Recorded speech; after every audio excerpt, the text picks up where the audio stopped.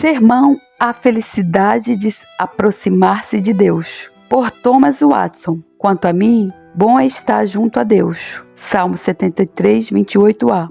Este salmo é tanto gracioso quanto sagrado. Ele é pensado para satisfazer os gostos da Igreja de Deus em todos os tempos, mas sobretudo adequado para a meditação dos devotos em tempos de calamidade. É intitulado um Salmo de Asaf. Ele foi um homem divinamente inspirado, um profeta, bem como um dos mestres da música. É chamado um Salmo de Asaf, seja porque ele o compôs, seja pelo fato de que ele foi confiado cantá-lo. Nele, este homem santo parece ter um diálogo consigo mesmo a respeito do cuidado de Deus. Ele estava pronto para invocar as providências de Deus até o limite da razão e interrogar a respeito da equidade delas. Como pode ser razoável que aqueles que são maus desfrutem de tanto bem e os que são bons suportem tanto mal? Enquanto Asaf debatia o caso consigo mesmo, por fim sua fé superou a razão. Ele ponderou que os ímpios se estabeleciam em lugares incertos, e como aqueles que andam sobre o gelo, seus pés logo escorregariam, ou tal qual os que andam em minas de pólvora, eles logo seriam detonados. Versículo 18. Isso tanto resolveu a hesitação como recompôs seu espírito. O preâmbulo ou introdução do Salmo não deve ser esquecido. De fato, Deus é bom para Israel. Com certeza, esta é a tradução do hebraico. Sem controvérsia, eis uma máxima de ouro que deve ser mantida. Na Septuaginta é apresentada em meio à admiração. Oh, como Deus é bom para Israel! Que anjo no céu pode expressá-lo? A Vulgata diz isso. Conquanto Deus é bom, como se o salmista dissesse: ainda que a vela da prosperidade brilhe sobre os ímpios, eles têm não só o que seus corações desejam, mas mais do que seus corações podem almejar. Versículo 7. E embora os piedosos sejam profundamente afligidos, misturando a bebida com choro, apesar de tudo isso, Deus é bom para Israel. Eis a fonte, o riacho, a cisterna. A fonte é Deus, o riacho, a bondade, a cisterna para a qual corre Israel. Na verdade, Deus é bom para todos. Salmo 145, 9. O doce orvalho cai sobre o cardo, bem como sobre a rosa. Mas embora Deus seja bom para todos, todavia não é bom para todos da mesma maneira. Ele é bom para Israel de um modo especial. Os ímpios têm misericórdia modesta, mas os piedosos recebem misericórdia salvadora. E se Deus é bom para o seu povo, então é bom para o seu povo aproximar-se dele. Por isso o texto diz: bom é para mim aproximar-se de Deus. Aqui há algo implícito, ou seja, que por natureza estamos longe de Deus. Aproximar-se sugere estranheza e distância. Em nosso estado decaído, perdemos duas coisas: a imagem de Deus e a comunhão com Ele. Salmo 53, 3. Alienam-se os ímpios desde a madre. Cada passo que um pecador dá, leva-o para longe de Deus. O filho pródigo entrando em um país distante era uma simbologia do pecador se afastando de Deus. Lucas 15, 14. Quão distantes estão de Deus os que viajaram 40 ou 50 anos da casa de seu pai. E o que é pior, os pecadores não só estão longe de Deus, mas não desejam estar perto dele. Jeremias 4:10. Eles adoraram perambular. O pecado não gosta de estar perto da santidade. Os ímpios chegam o mais longe que podem de Deus, como Caim, que retirou-se da presença do Senhor. Gênesis 4:16. Ou seja, a igreja de Deus, na qual havia os sinais visíveis da presença do Senhor, se afastou de Deus o máximo que pôde. Falhou em construir, imaginando que assim abafaria o barulho de sua consciência. Como os italianos antigos costumavam abafar o ruído do trovão tocando os sinos. Os pecadores acham que a companhia de Deus pode ser dispensada de maneira melhor. Desviai-vos do caminho, apartai-vos da vereda. Não nos faleis mais do Santo de Israel. Isaías 30:11. Excluamos Deus de nossa sociedade, que Ele nem mais seja citado entre nós. Um olho mau ama estar diante do sol. Humilhemo-nos profundamente por nossa queda em Adão, que nos colocou a uma distância tão grande do Deus bendito. O céu e a terra não estão tão distantes quanto Deus e o pecador. Quanto mais longe estamos de Deus, mais perto estamos do inferno. Quanto mais o homem navega e se distancia do leste, mais próximo fica do oeste. Voltemos a Deus pelo arrependimento. Diga como a igreja de Oséias 2:7: Irei e tornarei para o meu primeiro marido, porque melhor me ia então do que agora. 2. Bom é para mim aproximar-me de Deus. O texto divide-se nas seguintes partes: 1. A pessoa, eu. 2. A ação, aproximar-se. 3. O alvo, Deus. 4. A excelência da ação, ela é boa. A proposta é a seguinte: é um grande dever e que compete aos cristãos aproximar-se de Deus. Aproximemo-nos com sincero coração. Hebreus 10:22. No intuito de ilustrar a proposta, 4 coisas devem ser investigadas. 1. Como somos capazes de nos aproximar de Deus? 2. Onde nos aproximamos de Deus? 3. A maneira pela qual nos aproximamos de Deus. 4. Por que devemos nos aproximar de Deus? 1. Como somos capazes de nos aproximar de Deus? Por natureza, somos inimigos de Deus. Colossenses 1:21. A vós também, que no outro tempo éreis estranhos e inimigos no entendimento pelas vossas obras mais, agora, contudo, vos reconciliou. Como então podemos nos aproximar de Deus? Pergunto. Através de um mediador.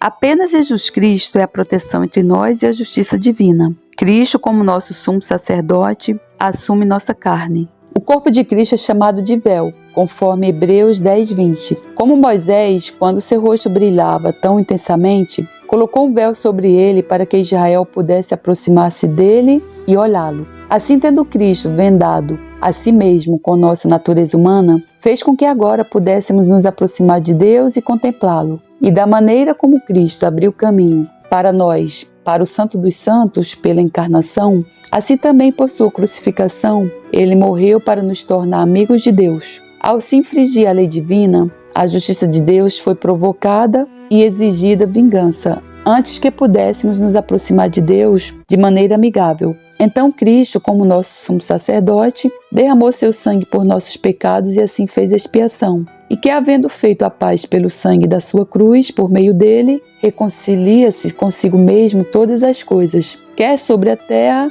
quer nos céus. Colossenses 1:20.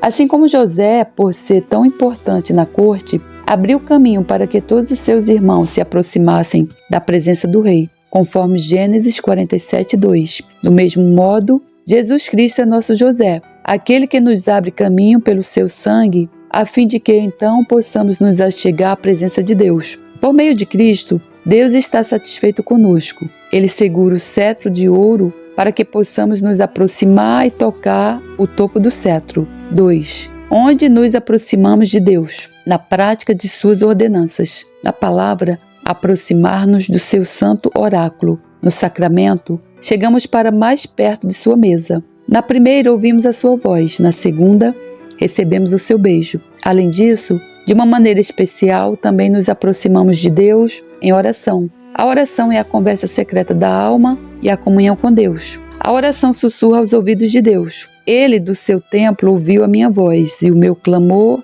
lhe penetrou os ouvidos. Salmo 18:6. Na oração, aproximamos-nos tanto de Deus que nos apoderamos dele. Deus se aproxima de nós pelo seu Espírito e nos aproximamos dele em oração, conforme Isaías 55:6. 3. A maneira pela qual nos aproximamos de Deus. A habitação singular de Deus está no céu e nos aproximamos de Deus não só por nossos pés, mas com nossa alma. As afeições são os pés da alma. Com elas, movemos-nos em direção a Deus. Davi se aproximou de Deus em seus desejos. Salmo 73:25. E não há na terra quem eu deseje além de ti. Ele lançou seu coração ao céu com clamores piedosos. 4. Por que devemos nos aproximar de Deus? Porque Ele é o nosso Criador. Nele vivemos. Ele nos deu nossos corpos. Eles são seu curioso bordado. Salmo 139:15. E assim como ele forjou o gabinete, do mesmo modo, colocou nele a joia, a alma preciosa. E por certo, se o nosso ser estiver nele, não poderemos respirar sem ele. Há boas razões para nos aproximarmos dele com uma forma de gratidão e obediência. Deus é nosso provedor. Ele nos coroa com uma variedade de bênçãos. dá saúde e herança. Cada pedaço de pão que comemos chega até nós pela mão da divina graça. Não é um ótimo motivo para nos aproximarmos daquele que nos alimenta? Ofereça provisão ao animal e ele o seguirá pelo campo inteiro. Não nos aproximarmos dele, que é o nosso benfeitor, é mais do que brutal. Deus é o summum bonum, o bem supremo. Há o suficiente em Deus para satisfazer o imenso desejo dos anjos. Ele é o que há de mais excelente, a quintessência da doçura. Nele estão centradas as perfeições, a sabedoria, a santidade, a bondade.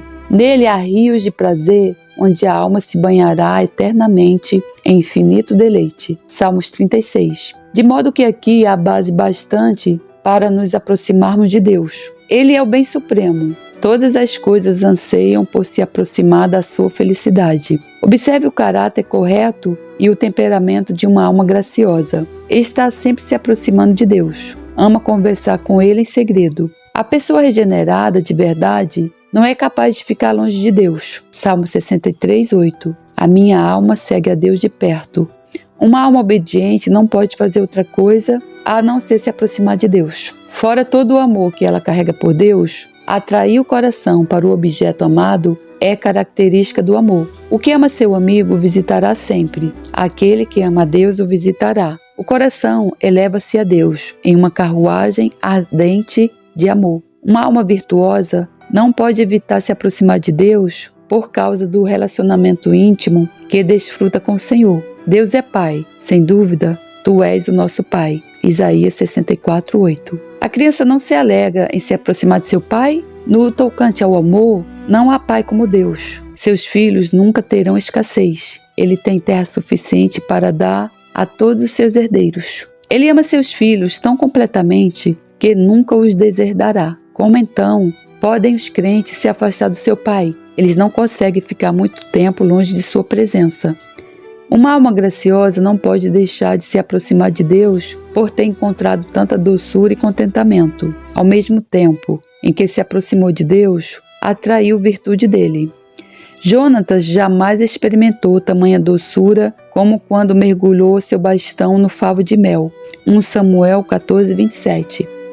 Da mesma maneira, a alma a encontra ao estar em comunhão com Deus. Ao aproximar-se do Senhor, o coração de um cristão é aquecido e se derrama. O Senhor queima seu sacrifício desde o céu. Todas as vezes em que chega perto de Deus, ele recebe a atração do Espírito, os rendimentos do amor de Deus, as amostras da glória. Deus tem lhe dado um cacho de uvas. Aliás, ele tem provado que o Senhor é bom. Logo, não é de se admirar que o cristão seja tão assíduo em suas abordagens à majestade divina. Ele tem achado o conforto de estar perto de Deus.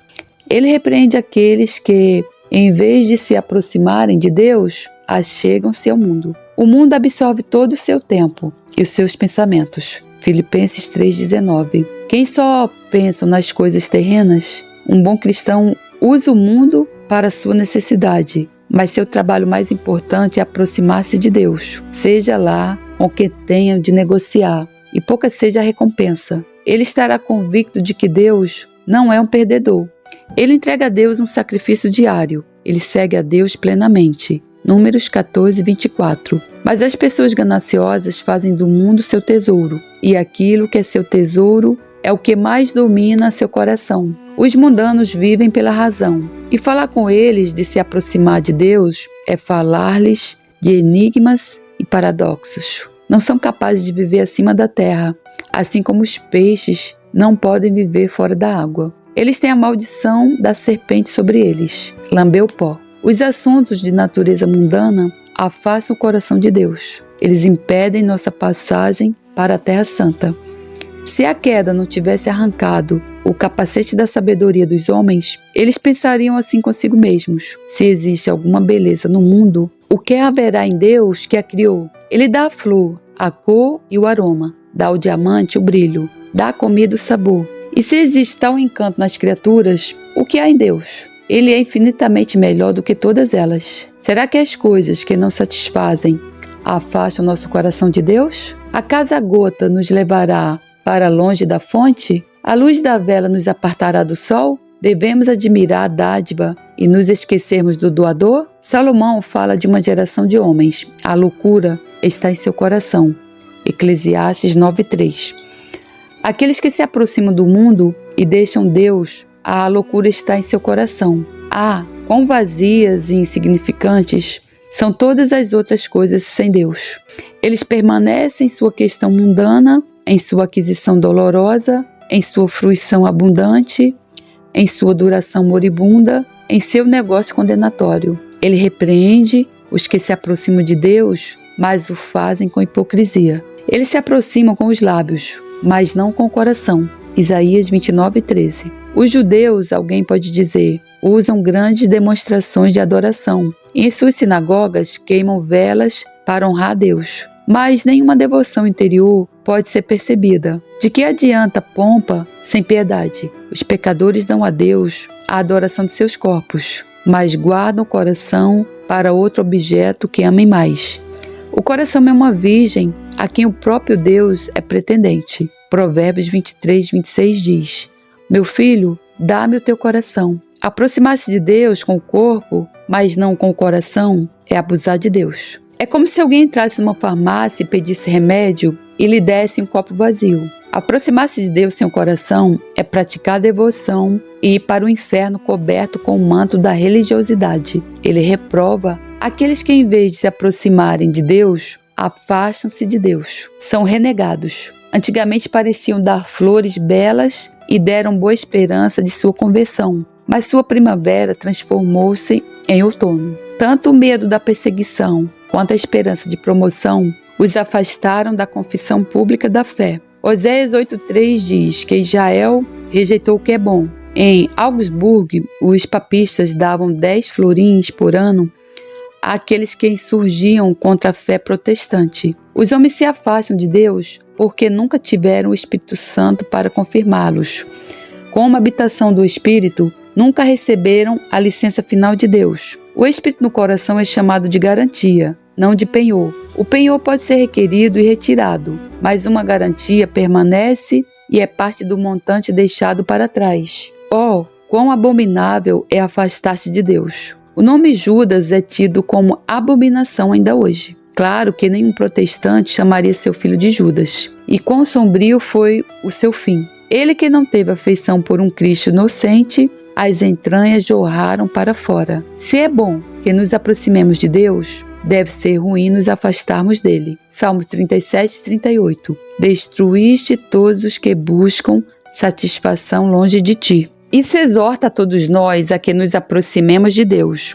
É mais eficiente se aproximar de Deus voluntariamente do que fazê-lo pela aflição. Para onde a alma deve ir, senão para Deus? Onde a abelha pode descansar, a não ser em sua colmeia? Aproximar-se de Deus é tanto um privilégio quanto um dever. Apenas 2 motivos que eu utilizarei para persuadi-los a se aproximarem de Deus.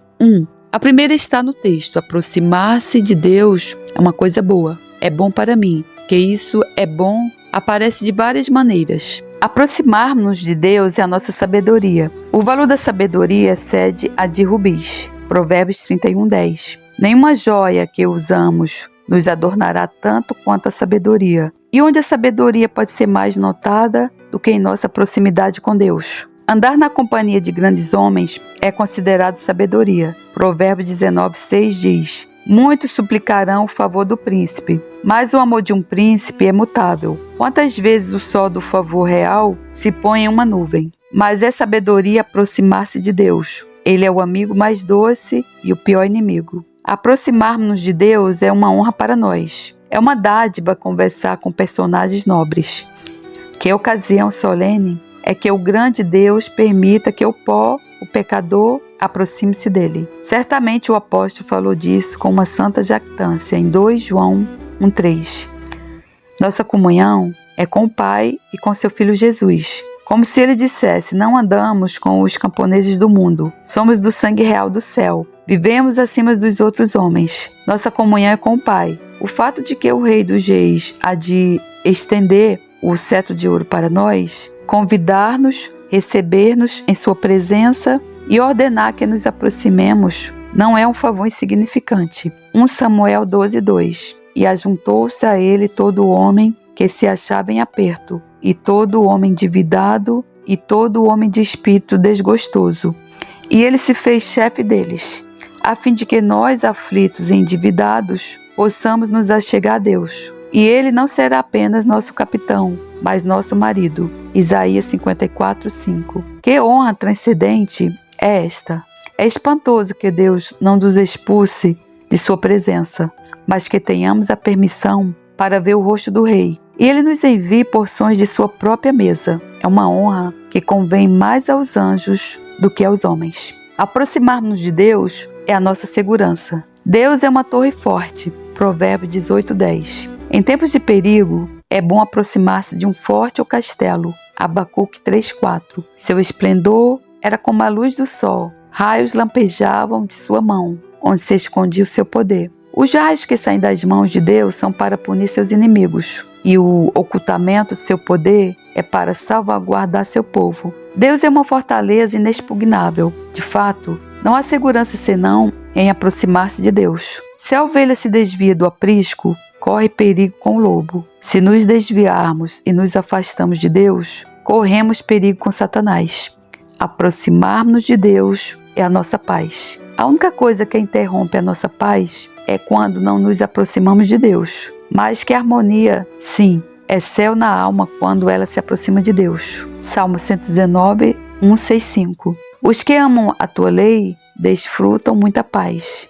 Essa paz, como pérola na sopa, é tônico. Davi se aproximou de Deus, pois ele estava sempre com ele. Salmo 139, 17. E isso tornava seu travesseiro macio quando dormia. Salmo 4, 8. Eu me deitarei em paz. Como o orvalho do mel cai sobre a folha, essa doce serenidade que cai como mel sobre a alma enquanto se aproxima de Deus. Quão confortável é aproximar-se do sol. E como é agradável aproximar-se do sol da justiça, o nosso Senhor Jesus Cristo.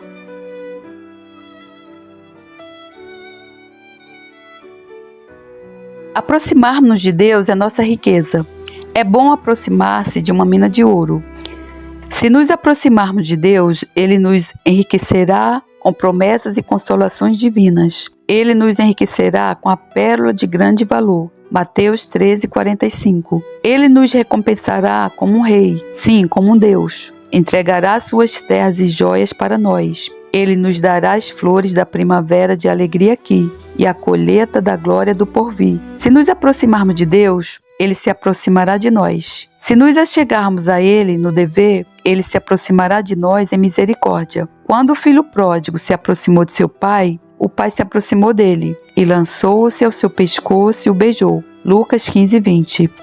Se nos aproximarmos de Deus com corações arrependidos, Ele se aproximará de nós com um coração compassivo. Davi orou, Salmo 69:18. Aproxima-te da minha alma. É bom que Deus se aproxime de nós. Como é doce a sua presença. Ele é luz para os olhos e regozijo para o coração. Quanta alegria Zaqueu sentiu quando Cristo se aproximou dele. Hoje chegou a salvação a esta casa. Lucas 19:9. Quando Deus se aproxima da alma, o céu e a salvação chegam para perto. 2. Chegará um tempo em que desejaremos ter nos aproximado de Deus.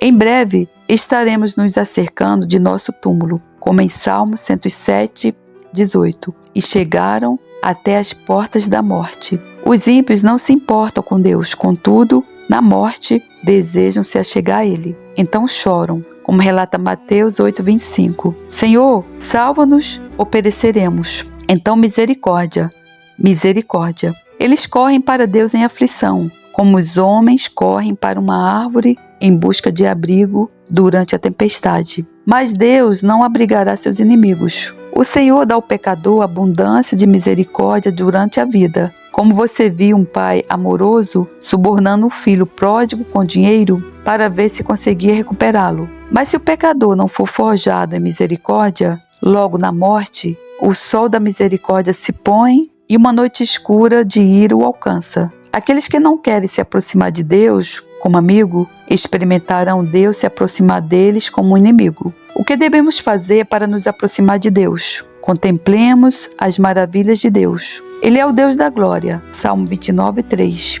cheio de beleza gloriosa. Comparados a ele, anjos e homens são apenas como o pequeno pó da balança. Ele é o Deus de amor, 2 Coríntios 13:11, que triunfa em atos de misericórdia. Isso pode nos encorajar bastante ao abordarmos aqueles que se deleitam em exibir a bandeira da graça barata aos pecadores. Se ouvíssemos falar de uma pessoa de honra que tivesse uma inclinação amável, condescendendo a tudo que chegasse a ele com atos de bondade e civilidade, isso despertaria em nós desejos ambiciosos de obter seu favor e reconhecimento. Deus é o bem mais supremo, a maravilha do amor, disposto a distribuir os ribeiros reluzentes de sua generosidade e criaturas carentes. Isso, no mínimo, nos tornará prontos para nos aproximarmos dele e aceitarmos que ele é o centro da felicidade. Se quisermos nos aproximar de Deus, avaliemos nossas próprias necessidades. Consideremos que nível de carência temos de Deus e que não podemos ser felizes sem ele. O filho pródigo nunca se aproximou de seu pai até que começou a passar necessidade. Lucas 15:14. Um pecador orgulhoso que nunca se convenceu de sua necessidade não se importa em se achegar a Deus. Ele tem um estoque próprio para viver. Jeremias 2:31. Somos senhores, não nos voltaremos mais para você. Um estômago cheio despreza o favo de mel. É a consciência da necessidade que nos aproxima de Deus. Porque tantos coxos e paralíticos recorreram a Cristo, senão porque precisavam de cura. Porque o sedento se aproxima de uma fonte, exceto porque precisa de água. Por qual razão um condenado se aproxima de seu príncipe, afora porque precisa de perdão? Quando uma pobre alma reexamina suas necessidades, eu preciso de graça, necessito do favor de Deus. Estou condenada sem Cristo. Isso faz com que se aproxime de Deus e torne-se uma fervorosa suplicante por misericórdia. Se quisermos nos aproximar de Deus, tenhamos o cuidado de deixar claro nosso interesse em Deus. Aproximemo-nos com um verdadeiro coração, em plena certeza de fé. Hebreus 10:22. Quando sabemos que Ele é nosso Deus, então nos achegamos a Ele. A esposa, em virtude da união conjugal, se aproxima de seu marido. Este Deus é o nosso Deus. Salmo 48:14. Clamemos ao Espírito Santo. O Espírito de Deus tem uma virtude magnética. A corrupção afasta o coração de Deus. O Espírito o atrai para Ele. Coríntios 1:4. Atraí-me, corremos atrás de ti. O Espírito, por sua graça onipotente, atrai o coração a Deus, não apenas com doçura, mas com poder. Tornemos nossos corações inflamados de amor por Deus. Para onde quer que o amor vá, para lá o coração é atraído. Se Deus é o tesouro em que nos deleitamos, nossos corações serão atraídos para Ele. O medo servil faz a alma fugir de Deus. O amor sagrado a faz voar para Ele. Ó graça maravilhosa do meu Redentor, do meu Salvador, Jesus Cristo, meu maravilhoso conselheiro. Irmão, o que você achou desse ensino? Eu espero que esse ensino edifique a sua vida, porque está edificando a minha. E eu não tenho palavras para agradecer ao Senhor por me fazer chegar às mãos esse ensino e por me fazer ensinar, porque quando a gente ensina, a gente também aprende. Então, irmão, eu tenho mais uma coisa para falar para você. Irmã, busca o Senhor enquanto se pode achar. Invoca-o enquanto está perto. Isaías 55 diz. A Bíblia também diz que chegará um momento que nós vamos buscar por Deus, mas Ele não vai responder, irmão.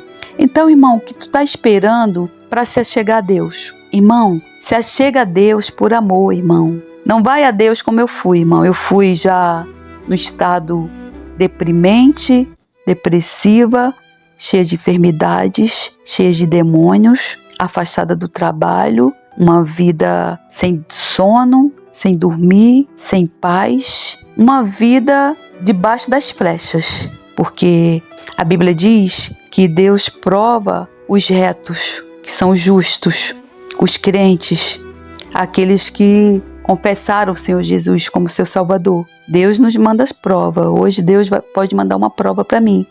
Mas a Bíblia também diz que Ele dá condições de nós suportarmos aquelas provas. Aquela prova que Ele manda é para testar a nossa fé, né? Como é que está a nossa fé. E não só para isso, para testar a nossa perseverança, o nosso amor, o nosso temor, né? E quanto aos ímpios, a Bíblia não diz que Deus manda provas para os ímpios. Deus manda flechas flamejantes mesmo, aflições. E em que se baseia, irmão, as aflições? As aflições pelas quais eu passei antes de Jesus me alcançar, antes de Jesus me salvar, me curar e me libertar todos daqueles demônios. É assim, Deus manda as flechas dele de várias maneiras. Aflições, doenças, desemprego, brigas, contendas na família, separações, perda de um ente querido, perde o pai, perde a mãe, perde o filho no acidente, perde o marido, perde o emprego, manda as chagas, assim como fez com Jó, não, porque Jó foi uma prova, né? Não foi uma flecha. Deus manda as flechas flamejantes. E assim, irmão, Deus faz para poder salvar a alma. Paulo, ele diz lá numa das cartas de um membro da igreja que estava no pecado, dormindo com a mulher do próprio pai, ele diz assim para a igreja entregar a carne daquele homem para Satanás, para que Deus possa salvar a alma dele. Então, irmão, isso existe, está na Bíblia. Deus entrega a nossa carne que está ali já apodrecendo por causa dos pecados, desde que a gente nasceu, que a gente vive no pecado. Ele entrega a nossa carne a Satanás. E Satanás se apodera do nosso corpo, não só nos oprimindo, mas com doenças, com enfermidades. E aí vem o câncer. Você vê hoje em dia, as pessoas dizem assim, o que se explica isso? É um caso de câncer atrás do outro. Irmão, isso é julgamento de Deus, irmão, para salvar a tua alma. Só que assim, nós somos salvos pela graça do nosso Senhor Jesus Cristo. A palavra de Deus diz, crê no Evangelho e será salvo tu e tua casa. Aquele que não crê por si só já será condenado, né? Porque a incredulidade é um pecado. Você vai responder por ela. No dia do julgamento, no dia da prestação de contas, nós vamos ter que responder pela nossa incredulidade. Então, irmão, quando Deus te manda uma flecha dessa, não vai blasfemar contra Deus, não vai murmurar contra Deus, não vai se perguntar para Deus, mas por que eu? Não, irmão. A palavra de Deus diz para a gente dar graças em todas as ocasiões. Se Deus te mandou uma flecha flamejante, você precisa dar graças a Deus, porque Ele quer salvar a tua alma. Assim eu dou graças a Deus hoje, porque há um ano atrás eu estava debaixo de uma flecha do Senhor. Eu estava debaixo da ira de Deus. Eu estava debaixo do juiz, da mão do juiz. E assim, Ele salvou a minha alma. Assim, irmão, se você está passando aí por um momento de uma doença, se o câncer aí está corroendo teus ossos, corroendo teu rosto. Eu conheço várias pessoas que elas estão sendo comidas pelo câncer e até agora elas não mostram sinal de arrependimento dos seus pecados. E por que isso, irmão? Porque Deus quer que a pessoa vá para o inferno? Não, irmão. A palavra de Deus diz que Deus quer salvar todos. É porque, irmão, se nós não nos humilharmos, Deus não vai responder, irmão. Por quê? Até o arrependimento, irmão, a Bíblia diz que nós dependemos da graça de Deus para poder termos esse arrependimento que vem do coração. É somente o Espírito Santo de Deus que pode gerar em nós o crer no seu Evangelho, o arrependimento, o pedido de perdão, o perdoar, né? A reconhecermos nossos erros, nossos pecados, o nosso orgulho, a nossa rebelião contra Deus, irmão. O nosso maior pecado, irmão, é a rebelião contra Deus, irmão. É acharmos que nós não dependemos de Deus, até mesmo para acordar, irmão, para respirarmos, para comermos o pão de todo dia, irmão. Se não fosse Deus, irmão, a gente nem acordava, a gente nem dava o primeiro suspiro, quanto mais tomarmos café da manhã com pão. Então é assim, irmão, a gente depende da graça de Deus até mesmo para o arrependimento. Veja, irmão, a situação do Judas. O Judas, ele vendeu Jesus por 30 moedas. E a Bíblia diz que ele chorou e ele ficou comovido e ele ficou com a consciência pesada. Mas a Bíblia não diz que ele se arrependeu. Por quê? Porque Deus não plantou esse arrependimento no coração dele. E o que aconteceu com Judas, irmão? E Judas foi lá para um terreno, enforcou-se e as tripas dele, os órgãos dele ficaram espalhados nesse terreno lá. Hoje esse terreno lá em Israel não tem sequer mato, nunca nasceu uma erva lá. Tem um nome, eu não lembro agora, mas é um lugar amaldiçoado. Então, irmão, uma coisa eu tenho para falar para você. Se você não se buscar em Deus, pedir para Deus arrependimento, se você não sente no seu coração vontade de se arrepender, você pode orar a Deus, pedindo para Deus o arrependimento. Senhor, eu quero me arrepender dos meus pecados e não consigo. Então, Senhor, me ajuda a me arrepender, irmão. É assim que a gente ora. E, irmão, o que é o arrependimento, irmão? O arrependimento, irmão, é você chorar, se descabelar e pedir perdão e no outro dia fazer tudo de novo? Não, irmão, isso não é arrependimento, não. Arrependimento, irmão, é uma decisão. A partir do momento que você se arrepende de todos os seus pecados, daqueles pecados das obras da carne, que é a fornicação, né? Que a Bíblia diz que não herdarão o reino de Deus, os fornicadores, mentirosos, ladrões, violentos, contendedores. É você se arrepender, irmão, e você não olhar mais para trás. O arrependimento é uma decisão, e a partir daquele dia, você vai falar para o Senhor assim: Senhor, o Senhor me salva e eu não vou mais pecar. Não vou mais pecar de livre e espontânea vontade. Claro que a gente vai pecar porque nossa alma, ela herdou a velha herança de Adão. Nós nascemos no pecado. Como disse Davi, nós nascemos do pecado, né? Do pecado se formou desde o ventre da nossa mãe. Então, irmão, é um processo. A libertação, ela é um processo. Mas eu te digo desde já, irmão, que a partir do momento que você se arrepende dos teus pecados, principalmente depois que você se batiza nas águas, irmão, não existe essa história de tu viver aí no pecado das obras da carne, não, irmão. Principalmente da fornicação, irmão. Isso não existe, irmão. Quando Jesus me alcançou e eu me batizei, eu realmente, irmão, eu tive que abrir mão das coisas do mundo, irmão, de saídas. Eu saía com algumas amigas para baladas, isso eu não fui mais, para barzinhos, no meio dos ímpios. Eu vou no meio dos ímpios hoje, quando Deus fala que eu posso ir. Eu não vou lá para pecar, eu vou lá como uma embaixadora de Cristo. É como um embaixador que está lá, está no meio da guerra, mas não está participando da guerra. É assim, você vai lá no meio dos ímpios, no meio das trevas, e você não é trevas, você é luz, né? Porque a Bíblia diz que nós somos sal da terra e luz do mundo.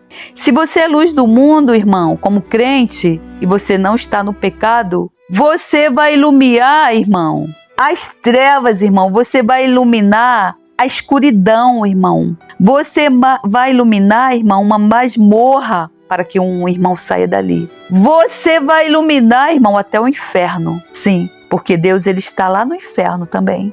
A Bíblia diz isso, que Deus está lá no inferno. Então, irmão, se Deus está lá no inferno e Deus é santo e nós somos feitos à imagem e semelhança de Jesus Cristo, nós podemos entrar nas trevas como a luz do sol, que é o nosso Senhor Jesus Cristo, é chamado o sol da justiça. Nós podemos iluminar essas trevas e arrancar aqueles irmãos que estão lá no meio das trevas, para a honra e glória do Senhor Jesus. Irmão, busca o reino de Deus e a sua justiça enquanto é tempo, porque a palavra de Deus diz que chegará um tempo em que vão me buscar e eu não vou responder. De madrugada me buscarão e eu não responderei. Eu vou deixar o versículo bíblico aqui para você meditar nele. Então, irmão, busca o reino de Deus, irmão, e a sua justiça, e tudo mais vos será acrescentado, irmão. Arrepende-te, irmão, dos teus pecados, porque Jesus Cristo, nosso Rei, o Rei da Glória, o Senhor dos Senhores, vive, reina. Ele é o nosso juiz, o nosso legislador, e ele está às portas. Eu te pergunto, quando o nosso juiz, o nosso legislador, chegar aqui, pegar as leis dele e começar a perguntar em que estado está a tua alma, irmão, o que tu vai falar para ele, irmão? Irmão, Jesus tem um lugar à direita lá do Deus Pai Todo-Poderoso para você. A única coisa que ele pede, irmão, é que você se arrependa dos seus pecados, largue o pecado e tenha uma vida de santidade. Porque eu digo uma coisa, Deus não vai tirar a gente do chiqueiro dos porcos lá, igual a parábola do filho pródigo, para a gente viver no pecado, não. Deus, ele nos tira lá do chiqueiro, dos porcos, ele nos coloca um anel no dedo, ele mata o maior carneiro lá para fazer uma festa para a gente, porque quando o pecador se arrepende, a festa no céu, e ele nos dá uma mesa para a gente sentar, uma mesa branca, vestes brancas, sem manchas. Só que para você continuar sentado a essa mesa, irmão, com o Rei dos Reis, você tem que ter etiqueta, você tem que ter modos. E é o quê? É uma vida de santidade. Porque a palavra de Deus diz: sede santos, porque eu sou santo. E sem santidade, ninguém chegará ou verá Deus. Então, irmão, recebe esse ensino para edificar a sua vida, para a honra e glória do Senhor Jesus. E que Deus tenha misericórdia das nossas almas. Em nome do Senhor Jesus. Amém. Vindo o vosso temor com a assolação, e vindo a vossa perdição como uma tormenta, sobrevirá a vós aperto e angústia. Então clamarão a mim, mas eu não responderei. De madrugada me buscarão, porém não me acharão. Porquanto odiaram o conhecimento e não preferiram o temor do Senhor. Provérbios 1, 27 a 29. Levantarei os meus olhos para os montes, de onde vem meu socorro. O meu socorro vem do Senhor, que fez o céu e a terra. Não deixará vacilar o teu pé. Aquele que te guarda não tosquenejará. Eis que não tosquenejará, nem dormirá o guarda de Israel.